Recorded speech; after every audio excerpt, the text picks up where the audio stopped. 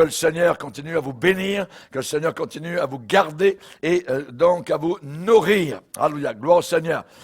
Aujourd'hui, particulièrement le message, acceptes-tu ou refuses-tu l'épreuve?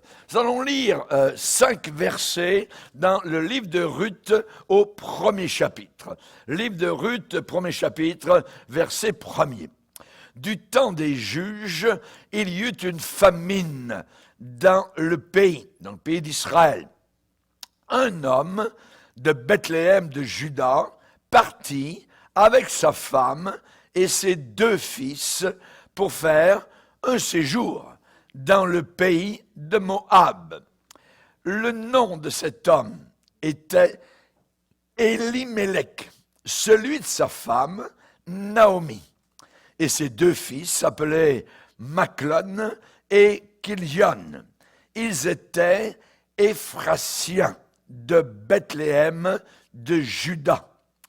Arrivés au pays de Moab, ils y fixèrent leur demeure. Elimelech, mari de Naomi, mourut, et elle resta avec ses 2 fils. Ils prirent des femmes moabites, dont l'une se nommait Orpa et l'autre Ruth, et ils habitèrent là environ 10 ans. Machlon et Kilion moururent aussi tous les 2, et Naomi resta privée de ses 2 fils et de son mari. Seigneur, aide-nous à comprendre, à réaliser le but de l'épreuve. Nous voulons, Seigneur, savoir, nous voulons sonder les Écritures. Nous savons que la vie est faite de difficultés et d'épreuves. Et toi-même, tu l'as dit, vous aurez des épreuves dans ce monde, mais prenez courage, j'ai vaincu le monde. Aide-nous à comprendre, aide-nous à réaliser, Seigneur, car ces choses ont été écrites pour notre instruction à nous qui sommes parvenus à la fin des siècles. Nous te le demandons dans le nom de Jésus. Amen. Et tout le peuple dit Amen. Gloire à Dieu. On peut s'asseoir, frères et sœurs. Acceptes-tu ou refuses-tu l'épreuve? L'épreuve, généralement, n'est jamais la bienvenue. Pourquoi? C'est quelque chose qui est difficile, c'est quelque chose qui peut faire pleurer, c'est quelque chose qui peut vous empêcher de dormir. Et là, dans notre cas d'aujourd'hui, c'est une famine. Voilà que sur le pays d'Israël, il est dit une famine survint dans le pays. Donc, l'épreuve est là. Il y a un manque de nourriture, il y a une sécheresse, il n'y a pas suffisamment de pluie. Et là donc, n'oublions pas que l'épreuve est permise de l'Éternel, dans un but que lui seul connaît. Au départ, nous ne connaissons peut-être pas le but de l'épreuve. Nous savons une chose, que nous avons de la difficulté à réaliser, c'est que toute chose concourt au bien de ceux qui sont appelés et de ceux qui aiment le Seigneur. Parfois, ce verset est dur à avaler, parce que nous ne le comprenons pas. Toute chose concourt, converge à notre bien. Est-ce possible qu'une telle chose, une telle circonstance puisse arriver à m'apporter du bien? Donc, nous avons des points d'interrogation, mais la Bible est quand même là et elle dit que tôt ou tard, cela va tourner à ton bien. L'épreuve est permise. L'épreuve est permise, Dieu contrôle tout, tout pouvoir lui a été donné dans le ciel et sur la terre, donc l'épreuve est permise de l'Éternel dans un but que lui seul connaît. Et là, évidemment, l'attitude de la foi dans de telles circonstances difficiles, eh bien, c'est de rechercher le pourquoi, la raison de cette discipline, la raison peut-être de ce châtiment? Est-il possible que nous ayons besoin de nous sonder et nous repentir? Peut-être besoin de nous soumettre. La Bible déclare, c'est Salomon qui le dit, et qui dit au Seigneur dans sa prière, quand le ciel sera fermé et qu'il n'y aura pas de pluie à cause de leur péché contre toi, s'ils prient, s'ils rendent gloire à ton nom, et s'ils se détournent de leurs péchés, parce que tu les auras châtiés, alors Seigneur, exauce-les depuis les cieux. Donc ici, nous avons un semblant de piste par rapport, je dirais, aux événements qui peuvent nous arriver. Et là, ici, c'est une famine. Donc, il y a un problème. Et en Israël, dans la région de Bethléem, il y a une famille. Le mari s'appelle Elimelech et les siens sont là. Ses enfants, 2 fils, son épouse, ne l'entendent pas comme Dieu le déclare. Ils veulent se soustraire à l'épreuve, essayer de passer à côté de l'épreuve que Dieu permet. Et Elimelech et sa petite famille s'en vont vers les champs de Moab. Donc, ils traversent le désert de Juda, ils passent au-dessus de la mer Morte et ils arrivent dans un pays étranger, ils traversent la frontière, ils arrivent au pays de Moab, un pays païen où l'on adore les idoles et les démons. Et donc, c'est là qu'ils pensent faire un court séjour. Notez les mots de la Bible. Il dit, un homme de Bethléem partit avec sa femme, ses 2 fils, pour faire un séjour dans le pays de Moab. C'est-à-dire, on va y aller, mais on ne restera certainement pas très longtemps. Un séjour, voyez. Donc, on voit que finalement, bien vite, eh bien, si au départ c'était un séjour, la Bible dit que bien vite, ils y demeurent. Il est dit, ils y fixèrent leur demeure. Les choses ont changé en cours de route. Ça veut dire quoi? Ça veut dire que la vie de la famille, cette vie matérielle est assurée. Ils ne mourront pas. Ils vont avoir du pain. Les choses matérielles vont être là. Hein?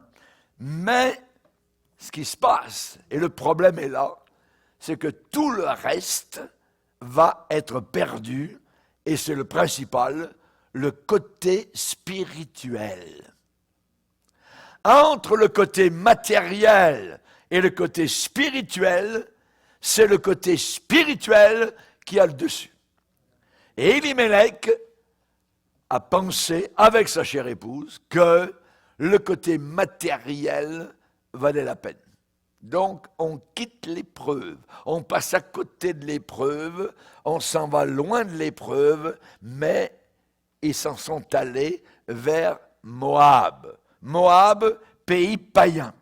Donc, non seulement, ce qui se passe pour certains chrétiens, c'est que non seulement on va dans le monde, on fait certains compromis, voyez, pour un travail nécessaire, hein?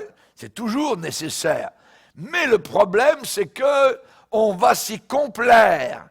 C'est-à-dire qu'on va commencer à s'installer. C'est pas mal, c'est assez bien. Et le côté spirituel, eh bien, va descendre. On a connu des personnes qui, dans leur pays, étaient des chrétiens zélés, des chrétiens en feu, arrivés dans un autre pays,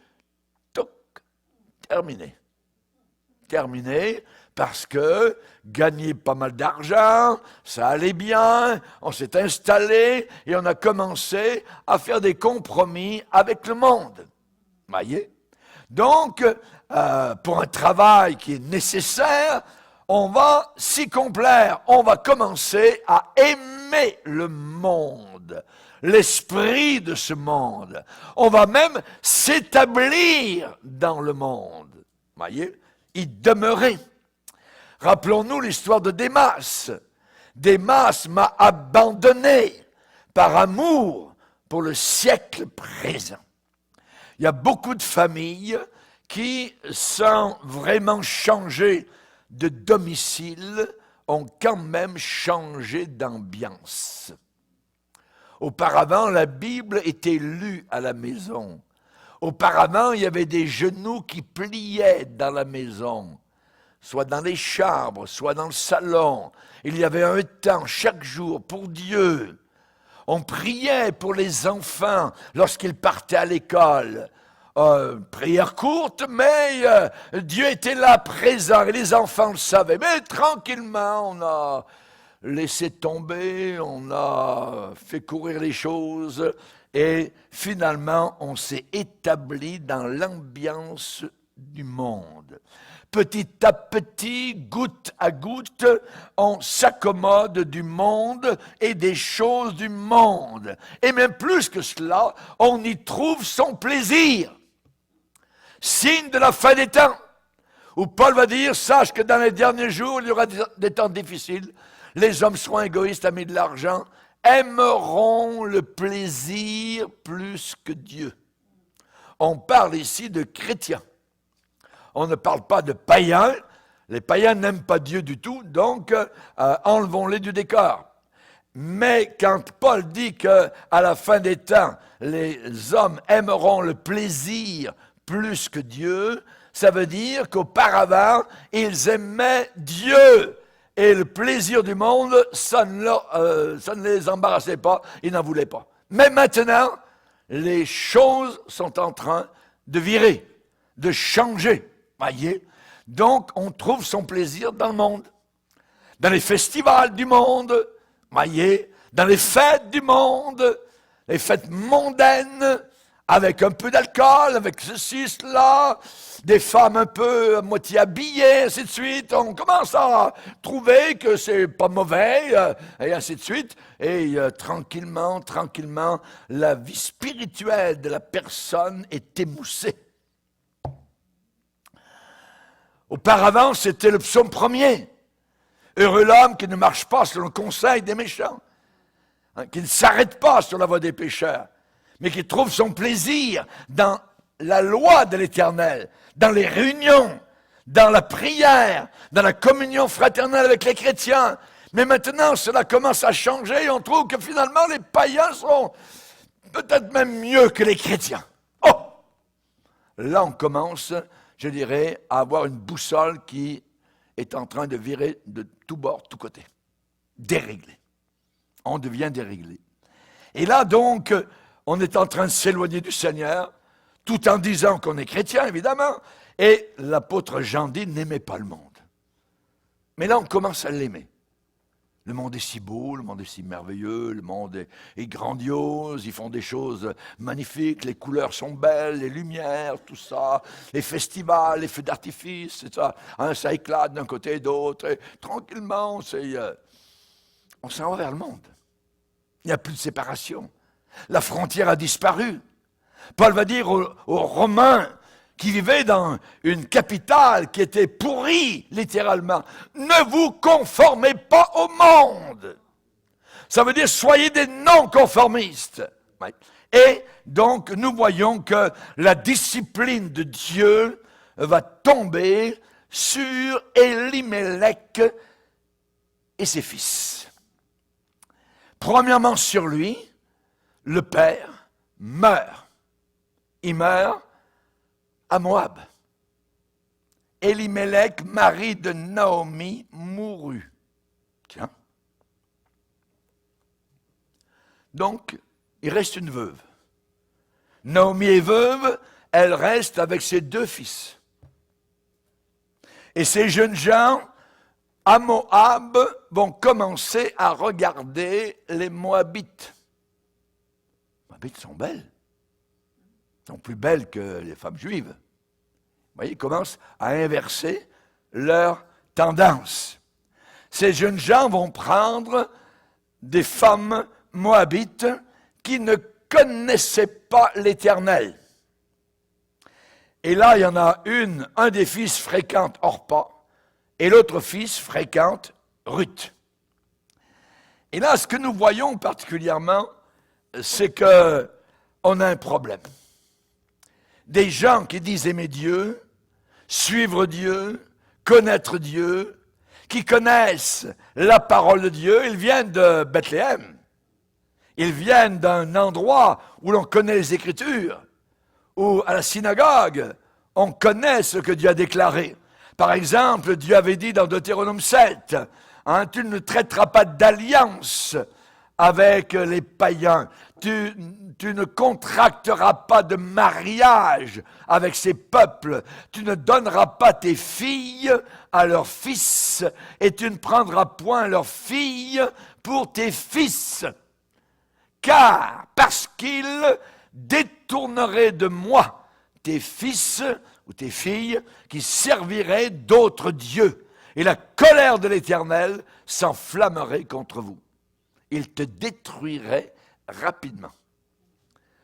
Ce passage est un des passages qui était connu évidemment donc d'Élimélec, de Naomi et des deux fils. Et dans le livre particulièrement de l'Exode, eh bien on parle encore de cela au chapitre 24, verset 15. « Garde-toi de faire alliance avec les habitants du pays, de peur que se prostituant à leur Dieu et leur offrant des sacrifices, ils ne t'invitent et que tu ne manges de leurs victimes. » Les invitations des païens sont dangereuses. De peur que tu ne prennes de leurs filles pour tes fils et que leurs filles, se prostituant à leur Dieu, n'entraînent tes fils à se prostituer à leur Dieu. À Moab, on adorait particulièrement un dieu qui s'appelait Moloch. Moloch était une statue humaine en fer, et c'est là que l'on présentait des offrandes de bébés vivants. Et dans le ventre de cette statue, on nourrissait des charbons brûlants, et les bébés étaient déposés, criaient, mais on chantait, on tournait, on dansait autour du Dieu, on leur offrait donc les bébés. Aujourd'hui, c'est l'avortement.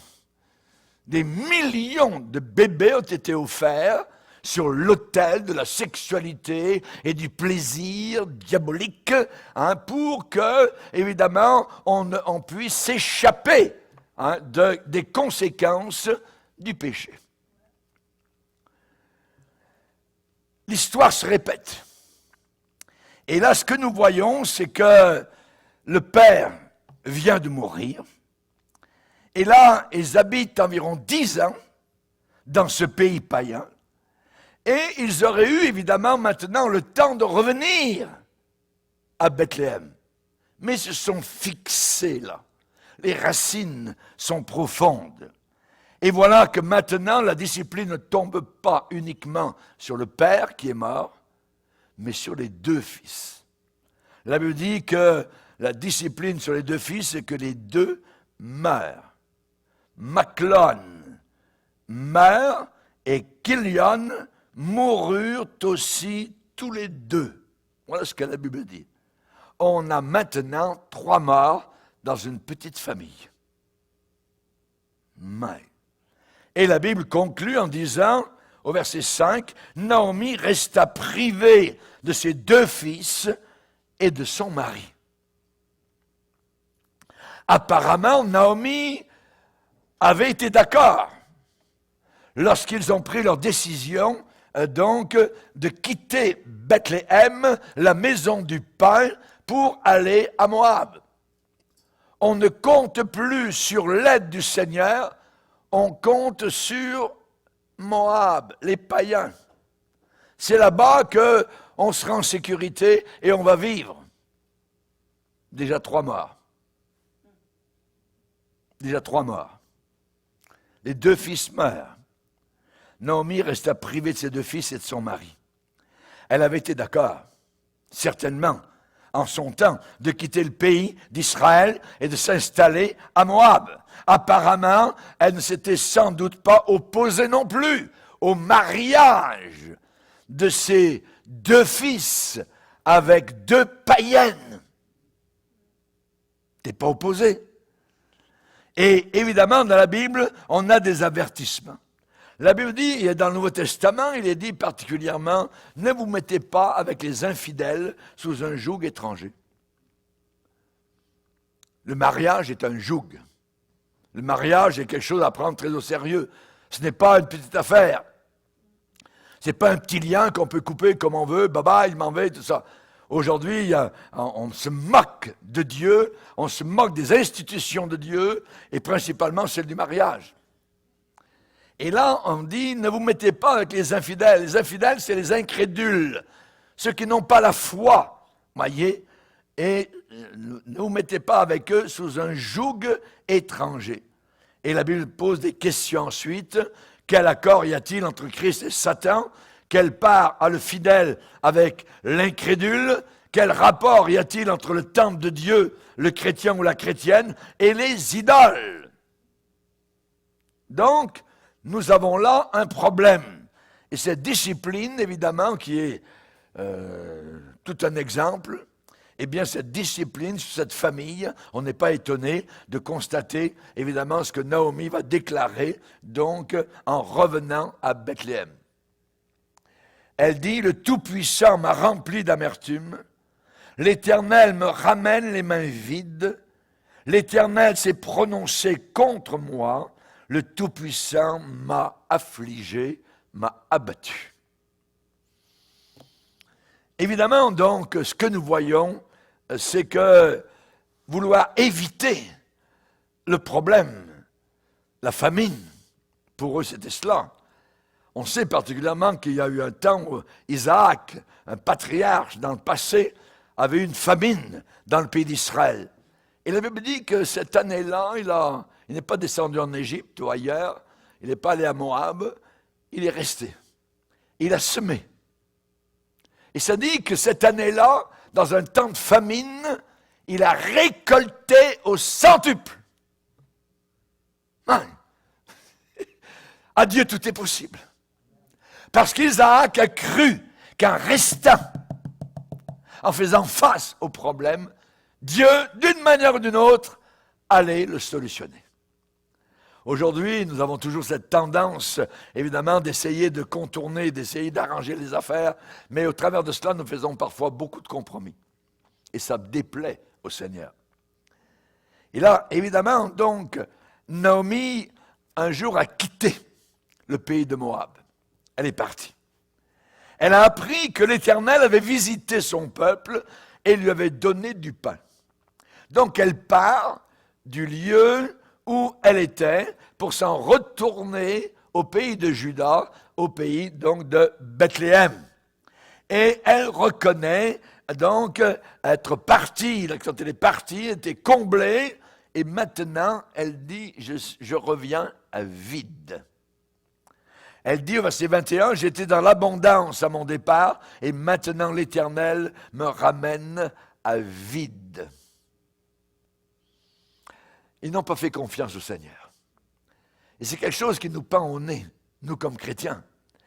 Parce qu'au travers de nos difficultés, il faut faire confiance au Seigneur. Toujours, toujours, toujours.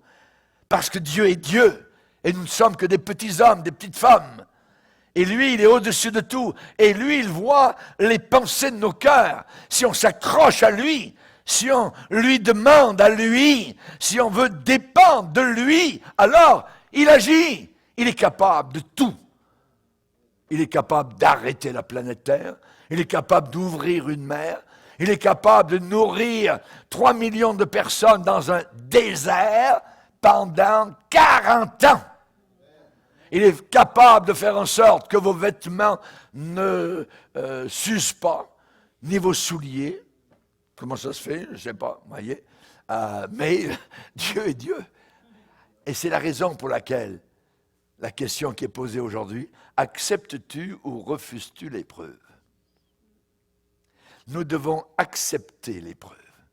Nous ne la comprenons pas, peut-être nous ne la comprendrons jamais, mais nous devons l'accepter et dépendre du Seigneur. Seigneur, tu vois, je n'arrive pas à comprendre, tu vois mes pleurs, tu vois mes draps mouillés, mes oreillers mouillés, je ne comprends pas, Seigneur, mais je mets ma confiance totale, je m'en remets totalement entre tes mains. Ça, évidemment, le Seigneur prend note de cela. Donc, elle a le cœur brisé, Naomi. Elle revient, elle est humiliée. Elle reconnaît la justesse des voies du Seigneur, mais elle ne s'en excuse pas. Elle dit simplement, j'étais dans l'abondance à mon départ et l'Éternel me ramène à vide. Elle ne s'en excuse pas.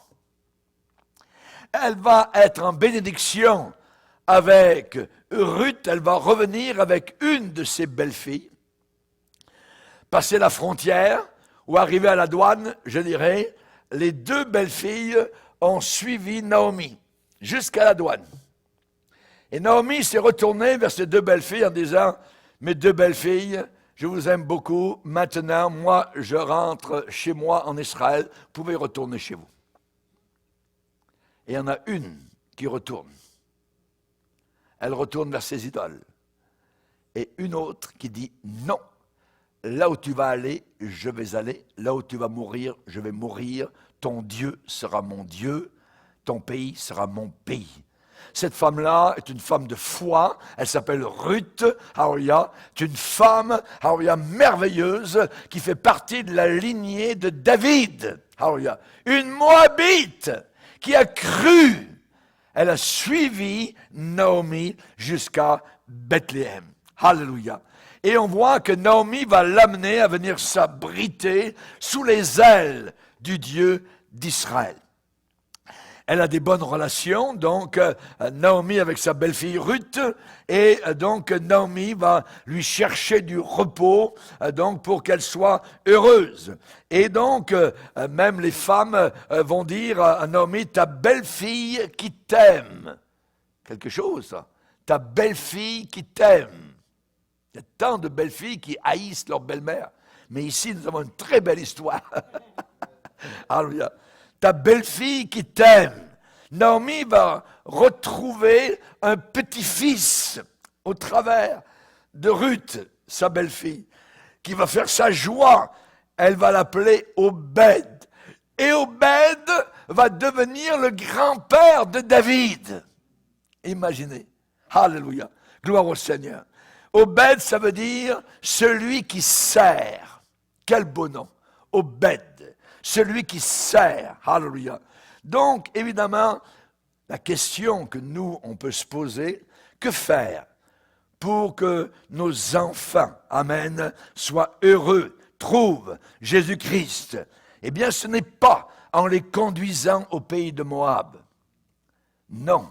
Il ne faut pas les conduire au pays de Moab, mais leur apprendre à connaître une personne en qui est la force, qui s'appelle le vrai Boaz, Jésus-Christ, le maître de la moisson. Alléluia. Mettre sa confiance en lui, les amener à l'église, les amener à l'école du dimanche quand ils sont petits, avoir, je dirais, un temps de prière à la maison où l'on ouvre la Bible, autour de la table, on parle de Dieu, on parle de Jésus, on parle de la folie de ce monde, on dénonce l'Halloween, on dénonce les œuvres du diable, on dénonce les LGBT, on montre à nos enfants où est la vérité, et ces petits yeux, ces petites oreilles entendent un papa et une maman qui les conduit, non pas vers le monde, mais qui les conduit vers le ciel. Alléluia. Instruis l'enfant dans les voies qu'il doit suivre, et quand il sera plus vieux, il ne s'en détournera pas. Il saura où est le vrai chemin. Amen. Alléluia. Et si pendant un certain temps, peut-être les enfants se détournent, eh bien nous avons une promesse. Ainsi parle l'Éternel. Retiens tes pleurs, retiens les larmes de tes yeux, car il y aura un salaire pour ton travail, dit l'Éternel. Et là, ensuite, il va parler de nos enfants. Et au pluriel, il va dire, ils reviendront du pays de l'ennemi. Ils reviendront du pays de l'ennemi. Il y a de l'espérance pour ton avenir, dit l'Éternel. Tes enfants reviendront dans leur territoire. Alléluia, gloire à Dieu. Peut-être qu'aujourd'hui vous êtes les enfants de parents qui ont prié pour vous. Vous aviez quitté le territoire, vous avez été vers Moab, mais les prières d'une maman, les prières d'un père ont fait en sorte qu'aujourd'hui vous êtes dans la foi, vous êtes là en train d'écouter la parole de Dieu. Ne vous détournez jamais du Seigneur, parce que la promesse est là. Ils reviendront du pays de l'ennemi. Tes enfants reviendront. Le retour du fils prodigue. C'est une histoire merveilleuse qui a traversé les siècles. C'est Jésus qui nous a donné cette histoire-là. Que Dieu soit béni. J'aimerais vous parler d'un autre cas. Amen. Toujours avec la question, acceptes-tu ou refuses-tu l'épreuve? On va parler d'Abraham. Abraham. Son appel a été clair. Dieu l'a appelé. Au nord du golfe Persique, au sud de l'Irak, il y a une ville qui existe encore aujourd'hui. On l'a dessablée, des sables du désert. La ville s'appelait Ur, ou Our, U-R, en Chaldée. Et là, Dieu a appelé un homme, Abraham. Donc l'appel a été clair. Va-t'en de ton pays, de la maison de ton père, de ta parenté, et va-t'en dans le pays que je te montrerai. Mais Abraham s'est écarté de l'instruction de Dieu. Il a pris avec lui son papa, son père, et il a pris aussi son neveu, Lot, fils de son frère. Et ce que nous voyons, c'est que Abraham va un jour descendre en Égypte parce que là encore, il y a une famine en Canaan. Et il descend en Égypte. Et en descendant en Égypte, il va s'accorder avec son épouse et il va lui dire « Tu es belle, ma chérie ». Et si, évidemment, on arrive en Égypte, dès qu'on aura passé la douane, qu'on sera arrivé dans cet autre pays, ils vont voir que tu es belle et ils vont t'enlever. Alors, ils vont me tuer, donc pour me débarrasser du mari. Alors, on va dire que tu es ma sœur et que moi, je suis ton frère. Ok, chérie, a dit Sarah. Compromis. On va le lire dans Genèse 12, c'est très intéressant. Genèse 12, verset 10. Il y eut une famine dans le pays, et Abraham descendit en Égypte pour y séjourner. Car la famine était grande dans le pays. Comme il était près d'entrer en Égypte, il dit à Sarai, sa femme, « Voici, je sais que tu es une femme belle de figure. Quand les Égyptiens te verront, ils diront, c'est sa femme.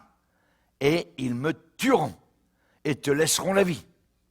Dis, je t'en prie, s'il te plaît, que tu es ma sœur, afin que je sois bien traité à cause de toi. » Compromis.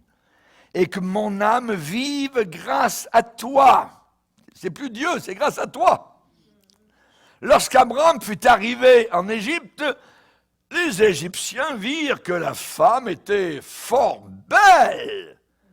Les grands de Pharaon la virent aussi et la vantèrent à Pharaon.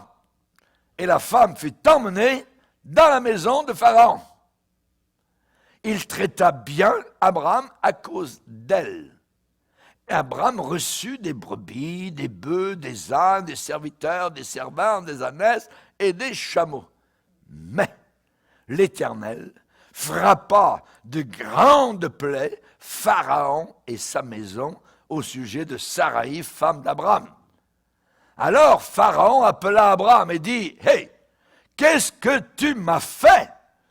pourquoi ne m'as-tu pas déclaré que c'est ta femme? Pourquoi tu dis c'est ma sœur? Aussi l'ai-je prise pour ma femme. Maintenant, voici ta femme.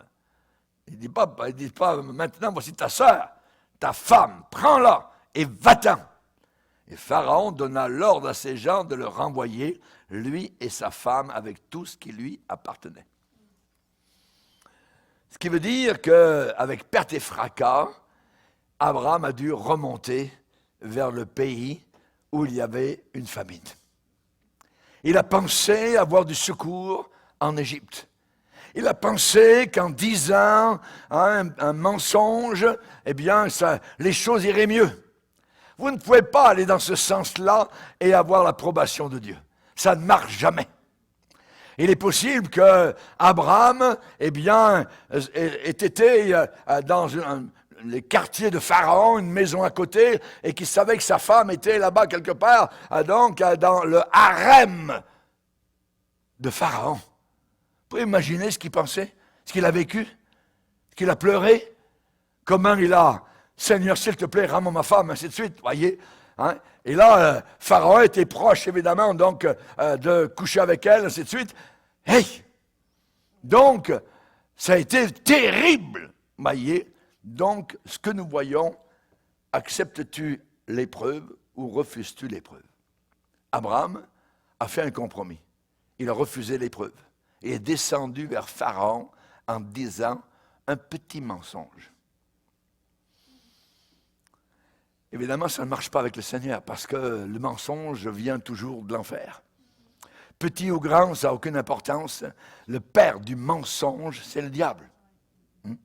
Donc, les conséquences fâcheuses, évidemment, de tels écarts, a fait que Dieu a dû discipliner, évidemment, donc, le couple.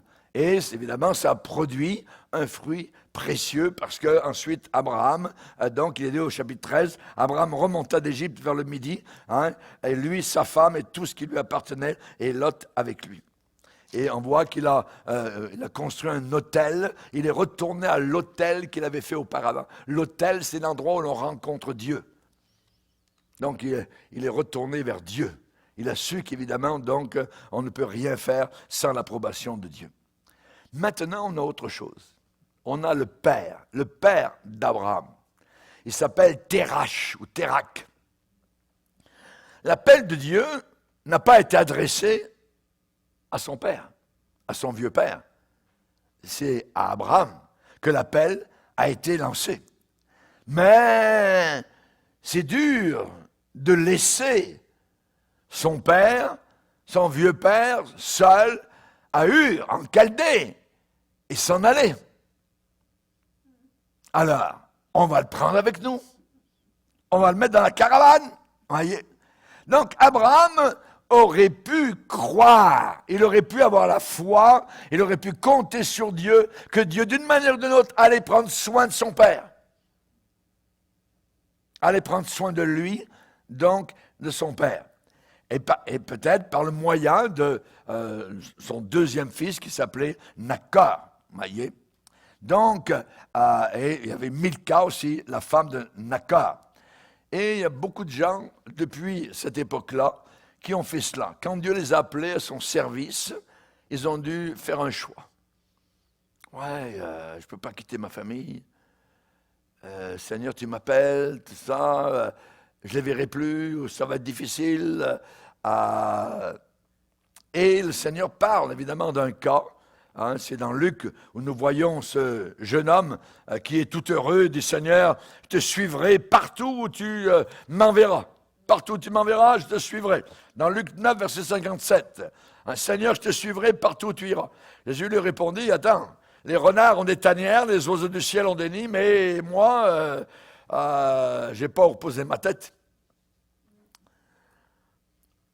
Alors, il y en a un autre qui est venu, et le Seigneur lui dit, suis-moi. Verset 59.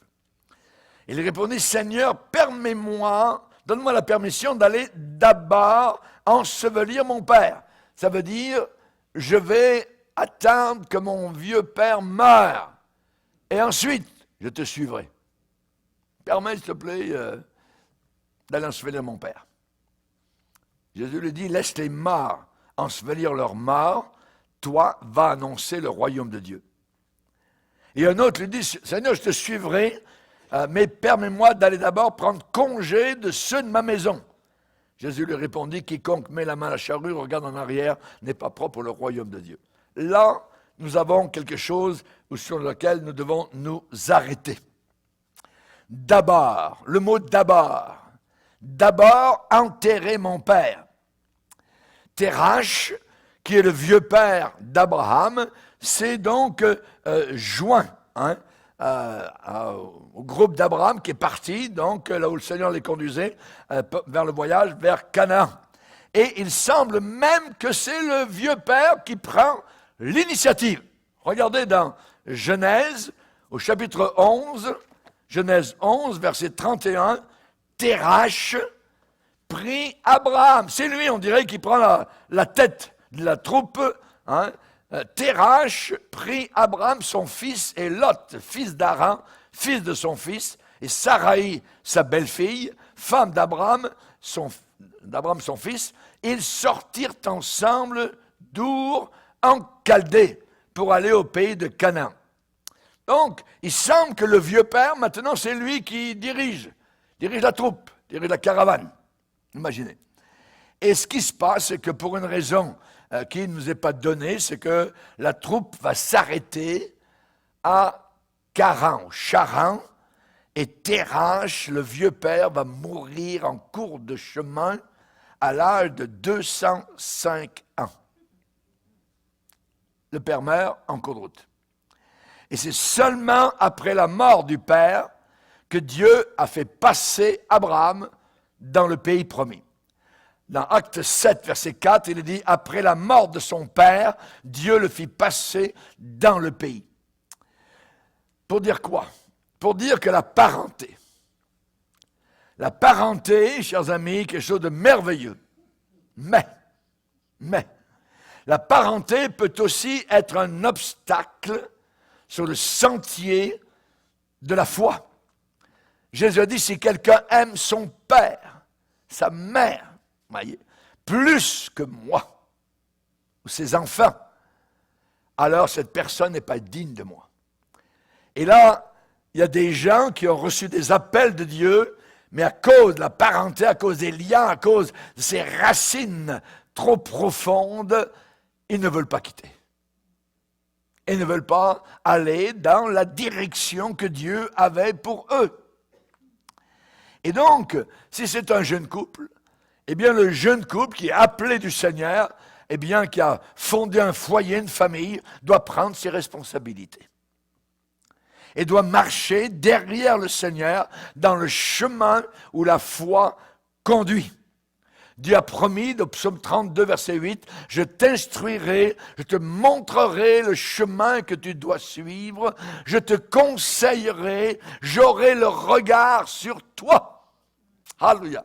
Donc Dieu ne nous lâche pas d'une semelle. Il reste avec nous tout le long du sentier. Donc ce que nous avons besoin, évidemment, avec notre famille, c'est de garder le respect. Nous les aimons. La Bible dit que honore ton père et ta mère, afin que tu vives longtemps sur la terre. Donc, on va garder le respect, on va garder leur estime, on va garder leur affection, évidemment, surtout ce sont des chrétiens. Donc, mais la Bible déclare quand même, l'homme quittera son père et sa mère et s'attachera à sa femme. Voyez? Et si le Seigneur les appelle tous les deux, eh bien, il faut aller. Il faut s'en aller. Et là, il n'y a pas de compromis, ça peut être difficile. Acceptes-tu ou refuses-tu l'appel qui va amener des épreuves? Ensuite, on a un autre personnage, Lot. Évidemment, Lot est intéressant, c'est le neveu d'Abraham. Il est le fils de son frère, le fils du frère d'Abraham qui est décédé, qui s'appelait Haran. Haran est mort. Et donc Abraham avait deux frères, Nachor et Haran.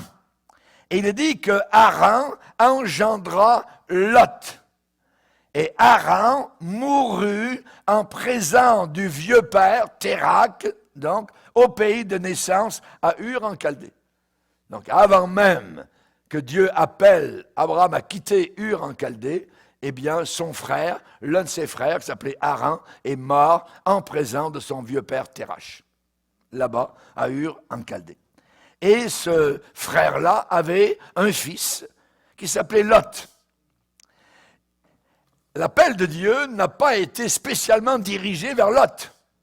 C'est toujours Abraham. « Hey, Abraham, je t'ai appelé, sors de ton pays. Je ferai de toi, pas de Lot, voyez, de toi une grande nation. » Donc, Lot suivait seulement. Il était un suiveux sous l'influence de son oncle plus âgé, évidemment, qui s'appelait Abraham. Et on voit particulièrement que lorsque Abraham est descendu en Égypte, là où il a eu tant de problèmes, tu es ma sœur, tu es mon frère, tout ça, cette histoire-là, en descendant en Égypte, eh bien, ça a été un très mauvais exemple pour le neveu. Le neveu a vu comment le vieil oncle agissait. Et ce qui s'est passé particulièrement, évidemment, donc, c'est l'oncle, lorsqu'il y a eu une querelle entre les bergers d'Abraham et les bergers de Lot, eh bien, Abraham a laissé le choix au plus jeune de choisir l'endroit où il voulait aller pour ses brebis, pour que la querelle entre bergers cesse. Lot a levé les yeux, et qu'est-ce qu'il a vu sous ses yeux, là-bas, dans la vallée? Il a vu la plaine du Jourdain, la belle plaine du fleuve Jourdain. Et il est dit, c'était jusqu'à Tsoar comme un jardin de l'Éternel, comme le pays d'Égypte. Comme le pays d'Égypte. Et il savait évidemment, Lot, comment c'était en Égypte, puisqu'il y avait été avec son oncle, et il était retourné évidemment avec perte et fracas. Il était sorti. Donc, ce qu'il a entendu sur le pays du Nil a déterminé son choix. Et le Saint-Esprit, donc, on voit, donc, c'est comme été attristé par le choix de Lot, cette fausse lumière qui brillait là-bas dans la vallée, et Lot s'est enlisé littéralement avec les LGBT à Sodome et Gomorrhe. Donc, parents, vous qui m'écoutez, qui êtes parents, si vous êtes tentés de donner le goût de l'Égypte à vos enfants, très vite, vos enfants ne sauront plus où sont les frontières selon Dieu. Ils ne sauront plus où s'arrêter, quoi faire, tout ça. Il faut qu'il y ait une séparation chez nous, premièrement les parents, ensuite ils sauront les enfants où est-ce que nous n'allons pas. Il y a une ligne rouge que nous ne dépassons pas. Nous sommes dans le monde, mais nous n'appartenons plus au monde. Amen. Gloire au Seigneur. Raison pour laquelle la Bible dit dans 2 Corinthiens 6, « Séparez-vous, dit le Seigneur. Séparez-vous, dit le Seigneur. Ne touchez pas à ce qui est impur, et je vous accueillerai. Vous serez pour moi des fils et des filles. » Quelle discipline pour Abraham, imaginez. Quelle discipline. La tristesse de la séparation d'avec donc son neveu Lot. En plus, les efforts plus tard pour secourir ce fameux neveu qui était prisonnier. Il a fallu aller le chercher. Les frais que ça coûtait, les dangers, l'anxiété d'Abraham dans son cœur, voyez. Et on voit qu'il a même prié, il a fait des nuits de prière pour Lot, il a intercédé pour Lot. Et quand l'Éternel a décidé de détruire Sodome, il est dit que l'Éternel fit sortir Lot de la fournaise à cause des prières d'Abraham, son oncle. Merci Seigneur. En plus, on voit qu'après que Lot a tout perdu, en sortant de Sodome et Gomorrhe, il a perdu argent, foyer, il a perdu son épouse, ses enfants, évidemment, donc, qui étaient mariés. On voit que ses filles, on l'ont trompé, ont couché avec le père, comme ça se faisait à Sodome et Gomorrhe, voyez, pour donner naissance à qui? Aux ennemis d'Israël, aux descendants d'Abraham, les Ammonites et les Moabites. Les ennemis d'Israël, qui sont encore aujourd'hui ennemis d'Israël, proviennent de cela. Rendez compte la conséquence. La conséquence. On voit qu'Abraham est quand même soutenu par le Seigneur, et après la séparation d'avec Lot, on voit qu'il va retrouver la communion précieuse avec Dieu et des promesses renouvelées. Donc, il va bâtir un troisième autel. Abraham va bâtir un troisième autel à l'Éternel, à Mamré. Et après la délivrance de Lot, du pouvoir de certains rois, Abraham va bénéficier de l'intervention d'un personnage que l'on voit uniquement à cet endroit-là, Melchisédek. Melchi qui veut dire roi, Sédek qui a fait Tsadok, qui veut dire justice. Le roi de justice, on voit que c'est une sorte de théophanie du Dieu vivant. Melchisédek vient vers Abraham, roi de justice et de paix. Il va apporter du pain et du vin et il va le bénir de la part du Dieu très haut. Et on voit que Abraham va lui donner la dîme de tout ce qu'il avait. Abraham est fortifié de cela et il va refuser l'invitation donc insidieuse du roi de Sodome. Le roi de Sodome avait dit « Donne-moi les personnes et prends pour toi les richesses. » Abraham a dit « Pas question, je ne prendrai rien comme richesse. » Rien du tout. C'est un piège pour beaucoup de chrétiens sur leur route de s'engager dans un chemin, de s'engager dans une entreprise où les âmes des enfants sont mises en danger. Même si on les assure du côté matériel. Même si on fait tout pour qu'ils soient heureux matériellement. Ce n'est pas ça l'important. C'est vraiment le côté spirituel. Spirituel. Quand Dieu était sur le point de détruire Sodome, eh bien, il apparaît lui-même à Abraham sur le chêne de Mamré et ils ont une communion ensemble, voyez, et Dieu va lui dire ce qu'il va faire, et le Seigneur va prêter l'oreille à sa prière, à son intercession. Il y a aussi un autre cas, Agar. Agar. Abraham, quand il est descendu en Égypte, voyez, eh bien, il a fait un petit voyage, voyez, il n'a pas rapporté seulement des tableaux de souvenirs, voyez, il a rapporté comme souvenir une servante égyptienne. Il l'a mis dans la caravane. La Bible dit que Saraï, sa femme, avait une servante égyptienne. Abraham l'avait introduit, cette femme-là, dans l'intimité de la famille. Voilà le danger. Une païenne dans une famille chrétienne. Dans un foyer, quand une servante non-croyante est là, ce n'est pas l'idéal. Mais quand on accueille une personne du monde dans le cercle intime, c'est un danger permanent. Permanent.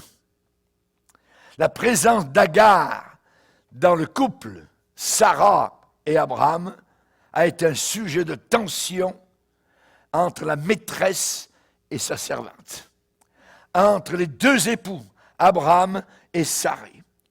Et là, on voit que Sarai va donner un conseil à Abraham, et c'est un piège.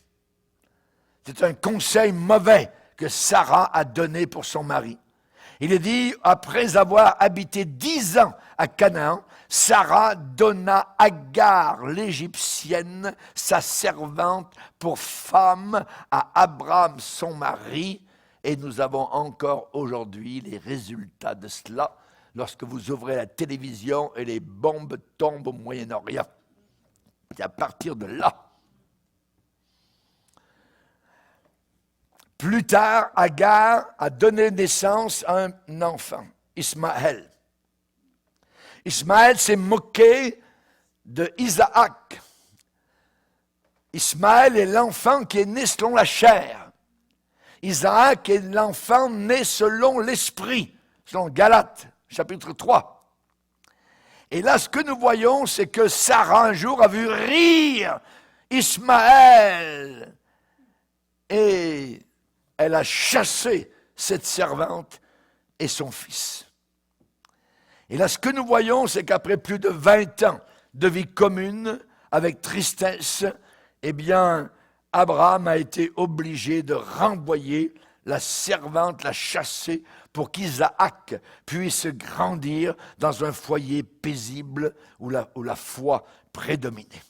Chasse l'esclave et son fils, car le fils de l'esclave n'héritera pas avec le fils de la femme libre.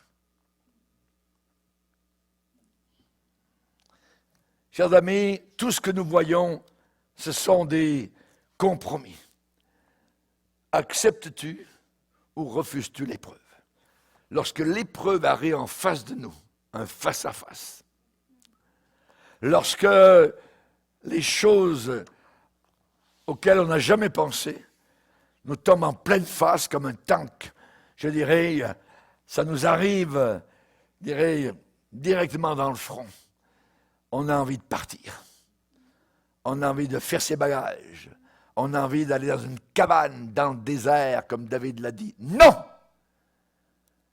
Il faut se placer dans la prière, possiblement dans le jeûne, demander l'aide du Seigneur. On va faire face à la situation avec Dieu. Parce que les conséquences, si je m'enfuis, seront pires que de faire face à la situation avec la présence de Dieu et l'approbation du Seigneur. Amen. Amen. Seigneur, te demandons de nous aider à comprendre cette leçon spirituelle qui est d'une importance capitale. Nous te prions de nous aider, Seigneur. Nous savons, nous sommes dans un monde de guerre. Nous savons que Satan est rusé. Il travaille, il tourne autour de nous, il rôde comme un lion rugissant. Il veut nous dévorer. Mais Seigneur, nous allons faire face. Nous voulons avoir le casque du salut, l'épée de l'esprit. Nous voulons, Seigneur, être des combattants et non pas des fuyards. Aide-nous, s'il te plaît, dans ta bonté et dans ta grâce, Seigneur, à combattre, à être de bons soldats de Jésus-Christ. Dans le nom puissant de Jésus, nous te demandons. Amen. Et tout le peuple dit Amen. Gloire à Dieu. On va se lever ensemble, frères et sœurs.